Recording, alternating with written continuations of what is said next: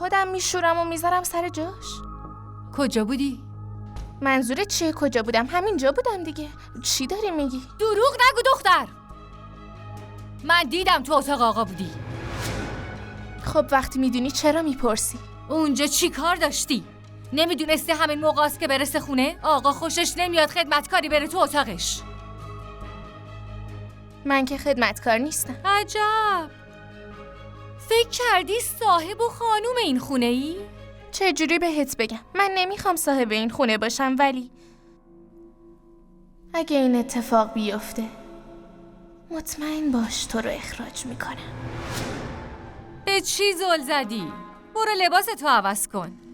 این چیه پوشیدی؟ انگار لباساتو به هم بخیه زدی. به این میگن مد، فشن.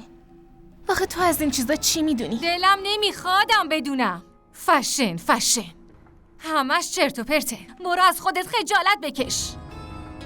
لباسامو نگاه نکن، به تو نمیخوره. عجب دختر بی حیاییه. چقدرم وراجه. چی از جون ما میخواد؟ خدا بخیر.